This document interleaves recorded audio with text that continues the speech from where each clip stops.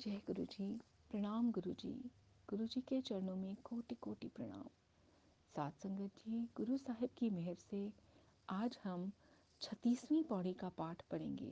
श्री जपजी साहिब की। एक ओंकार। धन श्री गुरु नानक देव जी। सतनाम श्री वाहिगुरु। श्री जपजी साहिब की 36वीं पौड़ी। जय गुरु जी महाराज।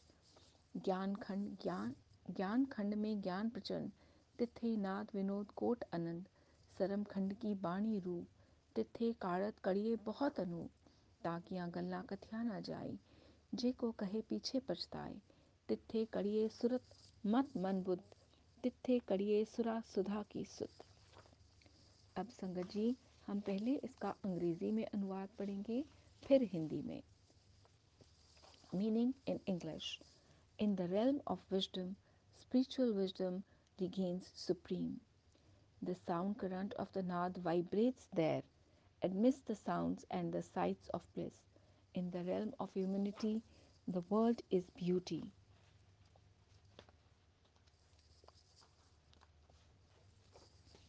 Forms of incomparable beauty are fashioned here. These things cannot be described. One who tries to speak of these shall regret the attempt. The intuitive consciousness, intellect, and understanding of the mind are shaped here. The consciousness of the spiritual warriors and the siddhas, the beings of spiritual perfection, are shaped here. सिद्धों के वार्तालाप जारी करते हुए गुरु नानक जी ने कहा, कर्म करने से उपासना की राह मिलती है, उपासना करने से ज्ञान की प्राप्ति होती है। अब ज्ञान खंड के बाबत गुरु जी ने सिद्धों को बताया। ज्ञान खंड में ज्ञान प्रचंड, ज्ञान खंड में प्रचंड बहुत भरा हुआ है। ज्ञान की रोशनी मनुष्य के अंदर जागृति आती है। तिथे नाद विनोद कोट अनंत, उस ज्ञान खंड में नाद इलाही कीर्तन की गूंज सुनाई देती है, जिससे करोड़ों आनंद का आभास होता है, अर्थात मन प्रफुल्लित हो जाता है। सरम खंड की बाणी रूप, उपासना अर्थात श्रम मेहनत द्वारा उस खंड तक पहुंचने के पश्चात बहुत मधुर मीठी वाणी अवस्था की बख्शीश होती है। साथ संगत जी, जिस प्रकार भाई लहना जी को ये अवस्था प्राप्त हुई, श्री गुरु संगत जी, श्री गुरु अंगद देव जी का पहला नाम भाई लहना जी था। पाई जी देवी के उपासक थे। वे हर 6 महीने संगत को लेकर देवी दर्शन के लिए जाया करते थे। गुरु नानक जी की स्तुति उन्होंने सुन रखी थी। इस बार देवी के दर्शन करने के पहले निश्चय किया कि गुरु नानक के दर्शन करते हुए चलेंगे। संगत को करतारपुर नगर के बाहर विश्राम करने के लिए कहकर खुद घोड़ी पर बैठकर गुरु नानक जी के दर्शन के लिए चले गए। इधर अंतर्यामी गुरुजी ने उनकी आगवानी करने के लिए आगे आ गए। नगर में पहुंचने से पहले गुरु नानक जी से पूछ रहे हैं, गुरु नानक जी के स्थान को कौन सा रास्ता जाता है। गुरु ने कहा, मेरे पीछे चले आओ। तो घोड़ी पर बैठे बैठे ही गुरुजी के पीछे पीछे चलने लगे। वहां पहुंचते ही गुरुजी ने इशारा किया, यहाँ घोड़ी को बांध दो और इधर से जाकर गुरुजी के दर्शन कर लो। और खुद गुरु नानक देव जी पीछे वाले रास्ते से आकर अपने आसन पर विराजमान हो गए। लहना जी जब अंदर आए, गुरु जी का दिव्य स्वरूप देखकर हैरान हुए कि ये तो वही है जो मुझे रास्ता दिखाते हुए आ रहे थे। बहुत उदास हुए, मेरे से कितनी बड़ी गलती हो गई। गुरु नानक देव जी पैदल पैदल और मैं घोड़ी पर बैठकर आया।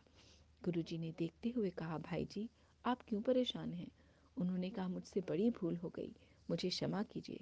गुरु ने कहा, कोई बात नहीं, क्या नाम है आपका। भाई लहना ने कहा, इस दास को लहना कहते हैं। गुरुजी ने कहा, आपने लेना है, मुझे देना है। लेने वाला तो घोड़ी पर सवार होकर आएगा, उदास मत हो। ऐसे मीठे वचन सुनते ही निश्चय कर लिया कि अब कहीं नहीं जाना। इस दर पर गुरु के चरणों में ही अपना जीवन व्यतीत करना है। साथ में आई संगत को कहलवा भेजा, आप लोग यात्रा के लिए चले जाओ, अब मुझे यहीं रहना है। तब से लहना जी गुरु जी की सेवा में रहने लगे। सेवा में कोई गलती हो जाती तो हाथ जोड़कर कहते, भूला जी, भूल गया जी, बख्श दीजिए। और गुरु जो भी काम किसी को बताने के लिए कहते तो उनको आदर से जाकर कहते, भाई साहब जी आपको गुरु जी की ये आज्ञा है। और कोई काम नहीं आता तो गुरु के आगे हाथ जोड़कर कहते, पल्ला जी, हाँ जी। मतलब गुरु जी की हर आज्ञा का श्रद्धा से पालन करते।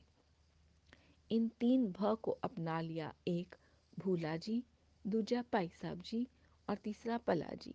इस प्रकार गुरु की आज्ञा में अपना जीवन व्यतीत किया। मीठी वाणी और सेवा के सदके उनको गुरु की गद्दी प्राप्त हुई। वे लैना से श्री गुरु अंगद देव जी कहलाए, गुरु नानक देव जी की दूसरी ज्योत।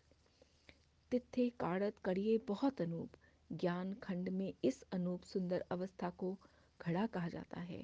ताकियां गल्ला कथिया न जाए, इन गल्ला इन बातों का कथन नहीं किया जा सकता। जे को कहे पीछे पछताए। अगर कोई कहे कि मैं कह सकता हूँ तो वह कह नहीं पाएगा और फिर पछताएगा। तिथे करिए सुरत मत मन बुद्ध, तिथे करिए सुरा सुधा की सुध। इसी ज्ञान खंड में, सुरत में, ध्यान में सद्बुद्धि साफ मन वाले और बुद्धिमान गढ़े जाते हैं।